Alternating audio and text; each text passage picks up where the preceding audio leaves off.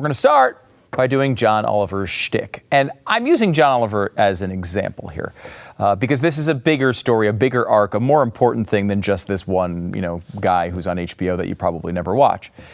It is something that can explain so much of what we're going through right now. It's so much of when you kind of stand back and you're like, gosh, the left seems crazy, right? They seem completely out of their gourd. What are they talking about? Why? How can they believe these things? Don't they understand that by spouting far left-wing trans nonsense that they're going to alienate some voters? They're going to lose elections. Why do they say these things? Why are they so crazy all the time? And it's understandable that you'd have those thoughts. You might be excited about those thoughts. You might be like, thank God they're that nuts, or it would be really hard to win elections. But it is interesting to watch how this all happens. And it also kind of shows what we're going to be looking at over the next few years. Because I think there is this belief that, hey, Donald Trump beat you a second time. Are you going to look at what you have done and maybe re-examine it, maybe become a little bit more sane? And I think the answer to that is probably no. And this is going to kind of explain a little bit about that. Now, you might not know who John Oliver is. He's a comedian. He does sort of Jon Stewart-ish type monologues on HBO. These go very viral on YouTube and other places. And they are very, very important to the left. When the guy comes out and does one of these monologues, it's like kind of turns into doctrine. Right? On the left. It happens all the time. He's been out talking about, I think it's a new season of his show. British comedian John Oliver says he will go down with the Titanic, not leave the U.S. under Trump, to give you a sense as to how they think things are going right now. You are a recent citizen. Colbert asked him, how do you feel? Are you still going to stick it out? Or are you going to go head back to England? Again, listen to the premise of that question. It's not that things could be going okay or maybe not as bad as expected. It's just, are you going to go back to England or not? Because it's going so badly. He says, oh no, I'm sticking it out. I'm going down with the Titanic. I know there might be life rafts available, but I'm tuning up, he added, playing a fake violin like the musicians aboard the Titanic. So that's their view of America, and it's an interesting, probably a different view than the one you have, right? Donald Trump's come in. He's done some really good things. Not everything I agree with, frankly, but there's been some really, really good things done. It does seem like things are going the way of conservatives want them to go, but also kind of a more, fundamentally American way right now. Right, but we're not embarrassed for our country. We're not apologizing for everything all the time. There's a little bit of hey, American exceptionalism is a real thing. And I think that's something that connects with Americans. A lot of his policies he's enacted so far have been among the more popular of his proposals. So that's all going on, and you might feel really good about that. He's not feeling very good about that. And he's echoing sort of a sentiment that is really existing, especially on the very online left, this idea that things are going absolutely terribly. These are not the moderate voters that switched over to Trump and are really giving him a chance. These are people who are, deep into the resistance world, right? And those people drive a lot of the conversation. Let me give you a taste as to what he did. This is one of his monologues from his new season. He entitled it Trump 2.0, the second term of Trump. How's that going for you? And let me give you a sense as to how John Oliver is seeing things so far. The next 4 years are going to feel incredibly. The potential for pain is devastating, as is the sheer amount of it that's already been doled out. We're seeing wealthy, powerful men use the levers of government for their personal advantage as well as their personal grievances. And we're being governed by people who think good public policy consists of cut off funding to anyone who isn't me, make it illegal to mention people who are different from me, and let's steal Canada while we're at it. Meanwhile, many of those that we've elected to fight back seem to be resting on their heels, waiting for their pitch. This is all bonkers, terrifying, and darkly absurd. It is worse than we thought, and we thought about it a lot. To put it mildly, things aren't looking great right now. Very upset, apparently, John Oliver is. And it's funny because I bring that one up partially. Honestly, I pulled that one just to make you feel good because it just shows how miserable the left is right now. They are absolutely at the end of their ropes right now, which is kind of just fun to watch. Also, the idea that Elon Musk is doing all this stuff to personally enrich himself has got to be the dumbest thing I've ever heard. The guy's worth $250 billion. What do you mean he's personally enriching himself? It just doesn't connect with reality to me, honestly. I'm sure he really likes money, but I think this is much more about him wanting to have influence in the country. And you might say that's also bad, but the idea that he's actually padding his Tesla sales has got to be one of the dumbest narratives I've ever heard in my entire life. Anyway, so he goes on from just saying, okay, things are terrible, setting the scene. Things are terrible. They're going to be terrible for 4 years. You're going to be an utterly what was the quote? I love it. The potential for pain is devastating. I mean, he seems to have an English accent. I don't know if that's actually an English sentence, but it kind of is, I suppose. So what's important about this is not just that he's miserable. Important is what he does with this information, because he takes this and he makes this, long, extended case where he's trying to say how bad Trump is and all the things he's done are really, really bad, and it's going to lead to all these terrible things. And he does the typical thing that Jon Stewart did back in the day, where he would, take things out of context. And when there actually was a point that was so obvious against him, he didn't want to deal with it. He'd just make it into a joke. I mean, it's the same sort of approach you've probably heard a million times. But it's important as well to see how this influences the left, because it's not just him making a case, it's him giving steps as to what they should do with this information. What should the people who are on the online left and thinking, oh gosh, we're losing right now, what should we do with this information? He lays it out here. As much as we roll our eyes at some of the resistance in Trump's first term, some of which was very annoying, some of which I am annoyed by too, please tell your aunt to stop saying it. But some of that energy did make a real difference. Remember those early protests at the airports over Trump's proposed travel ban? A former prosecutor recently wrote about how seeing those protests helped others like him who were fighting within the DOJ to rescind or limit the order, saying public outrage gave us courage and the knowledge that we were, in fact, working in the public interest, and advocacy on the outside made advocacy on the inside possible. He's directly going after the instinct of someone on the left who saw the results of this past election and thought to myself, geez, I know I don't think Trump is really bad, but maybe our approach, maybe calling him Hitler every 10 seconds wasn't so great. Maybe going out and singing crazy protest songs in the streets wasn't actually that effective. He's going after that instinct and saying, hey, actually, no, it is effective. It really does move the needle. You should go do it. You should go out there. You should get out in the streets. You should go and protest and make a loud noise. It's fascinating because he's moving people in exactly the direction that you would design as a conservative for them to move. You want them, as a conservative, you want them out there calling everybody Hitler all the time. It means nothing. It does nothing but hurt them. But they continue to do it over and over again because they can't stop themselves. And people like John Oliver are coming on TV and convincing them, actually, what it's doing is it's moving the needle. It's doing incredible things. It's beneficial for our movement. Is it? It certainly doesn't seem like it, but maybe they think that's the way that they should go. And of course, that filters even farther than that. It's not just activists going out there and doing that, because it winds up moving the politicians as well. I mean, how many times have you seen this? You've been like, gosh, Democrats can't possibly be this dumb, right? The things that they're saying obviously don't connect with people. They're acting like lunatics.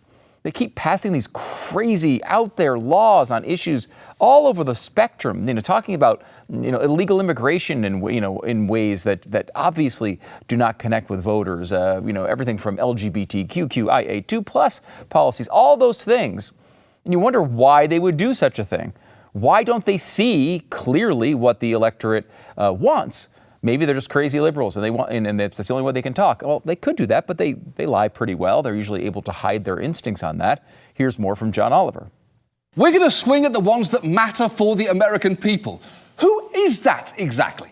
Is it trans people getting denied healthcare and bullied out of public existence? Is it immigrant families being terrorized by ICE, or thousands of civil servants being harassed out of their jobs? Please, just let us know who you think is worth swinging for, because it looks to me like you are striking out looking right now. And look, if you have a representative who's dragging their feet, I do think calling to yell at them has some value at the very least. It shows them that their inaction isn't going unnoticed, and if Democrats continue not to react, we should be primarying the out of them. There you go. So now they're saying, hey, call them up, harass them, yell at them, make them feel the pain, make them understand that they're not doing enough to stand. I mean, can you imagine saying that to a Democrat right now? These people literally went through the last year and a half calling him Adolf Hitler And they're just not active enough in the opposition to Donald Trump for this guy. And for this guy, means the activists there. It means the people who are influential. It's the people who watch this show are the smart, elite left. And that filters down to these politicians who a lot of them they have relations with, and the pressures and the calls and you got to do more, you got to do more, you got to do more. All this adds up to why they treat Trump the way that they do. Why is it always so unhinged? Well, it's people like John Oliver are helping this process by pushing this along. And of course, then it enters an echo chamber, right? I'll give you one example of 9 million stories that just basically recapped what you just watched. John Oliver blasts Donald Trump's first month in office in last week, tonight, return. There's an entire cottage industry that'll just write up news stories that basically just post his monologue and give quotes from his monologue. So people wind up reading that over and over and over again. And then, of course, there's YouTube, which is really the place that John Oliver shines. Because people, I don't think, really watch the show all that much on Max. In fact, Max, which is the app, the old HBO Max, his show is, I think, on actually HBO still. But Max is the app where a lot of people will watch that and consume it digitally. And Max was like, well, we need to get more subscribers. Everyone's watching this stupid John Oliver thing on YouTube. What we should do is we'll air the show on Sunday night on HBO, and then we'll release it on Thursday on YouTube. So there'll be a little bit of a delay. Well, people got really pissed off about that. And now, to show you again how powerful someone like John Oliver is, he's got HBO to actually reverse this entire policy. Last week tonight, YouTube released delay eliminated after John Oliver called it massively frustrating.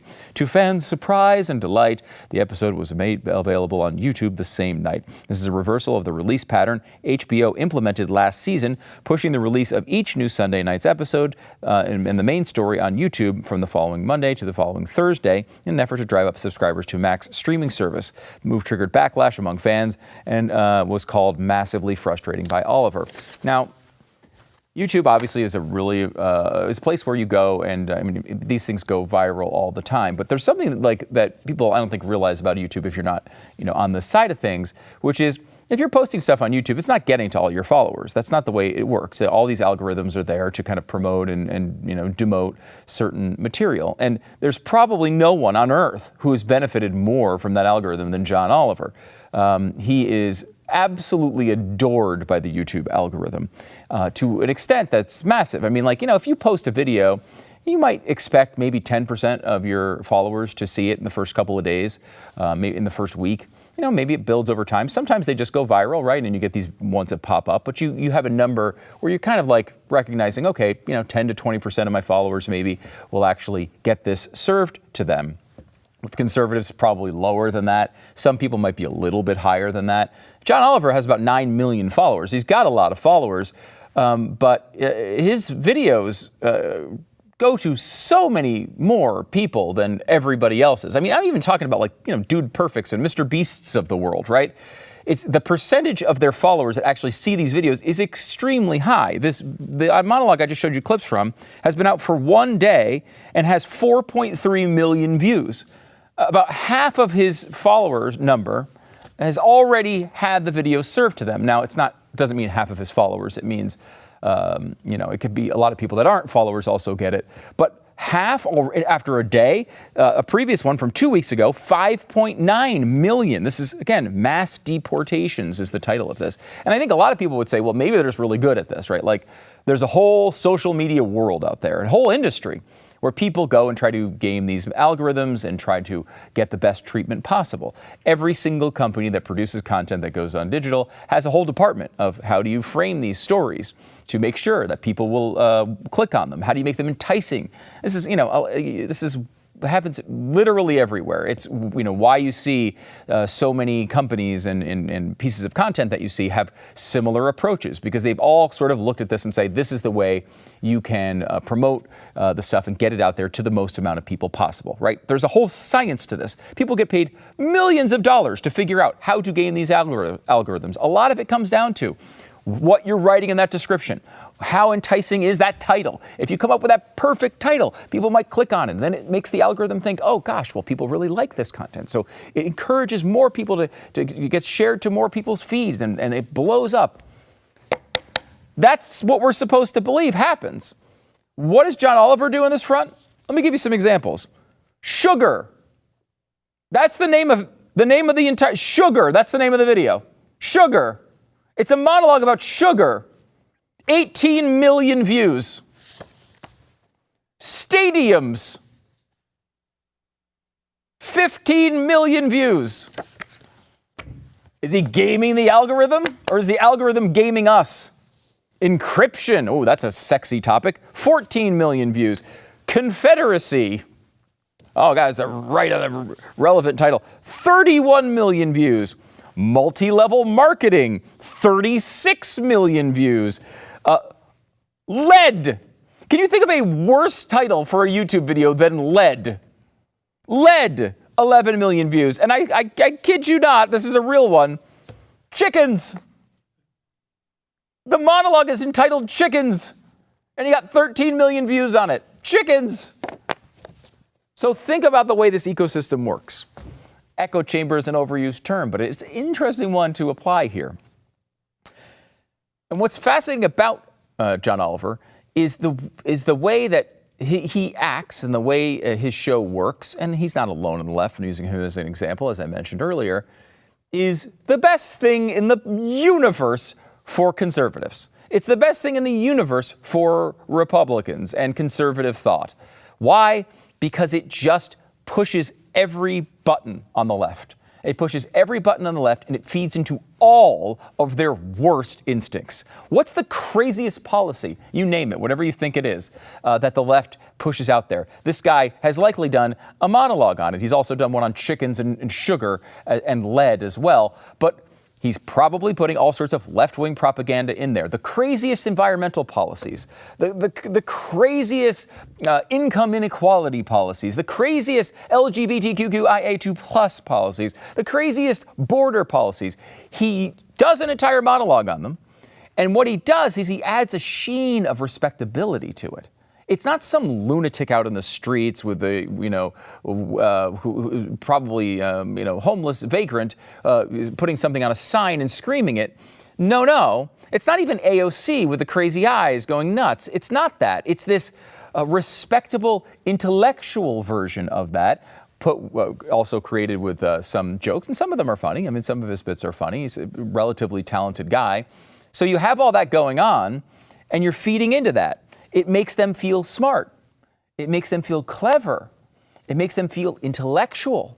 It makes them feel unapologetic. And most importantly, more than any of those other things, it makes them feel superior.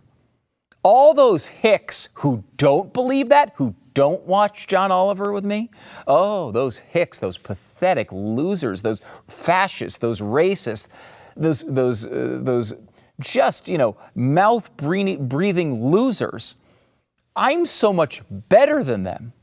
All that feeling that you had in the election when they were looking at you and saying, oh, those disposables, those pathetic, what would Hillary Clinton call it, the deplorables?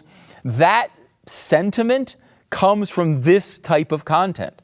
And it is pushed out there then, adding that sheen and that sense of superiority for everybody that watches it. My opinion is so good. Everyone else is so dumb. Why is everyone else so dumb? They're so stupid. I'm so much better. It makes them confident. It gives them courage, as they talked about in the video. It spreads, of course, then to media coverage that goes and posts that all over the place. Social media all over the place. It inspires courage in those left-wing activists, as he said in that one clip.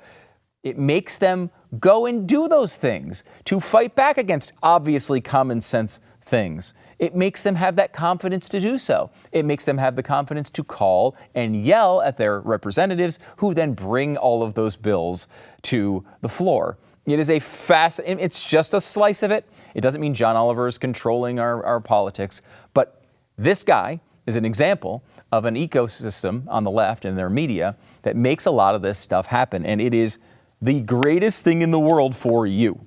If you're a conservative, if you're a Republican, you're wondering why sometimes it feels so easy to be on the common sense side of arguments, it's because of this.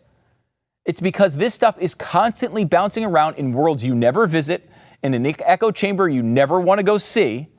It's bouncing around and it's influencing our politics and making the constant left-wing craziness that we see all the time. When people are posting this on their own social media feeds, the reason they're doing that is because they're super confident and they feel superior over you. And that superiority makes them look like morons. And that is a very positive thing. This is how they look so stupid in elections when it comes down to voting time.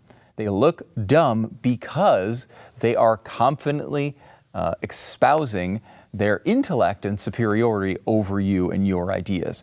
This kind of seems like we complain about the media a lot. We're annoyed about it, and it is annoying. I think our country could benefit from a media that wasn't like this, a media that actually covered the news, a media that didn't take hardcore left-wing positions as the starting point for every single conversation. That would be good for us as a country.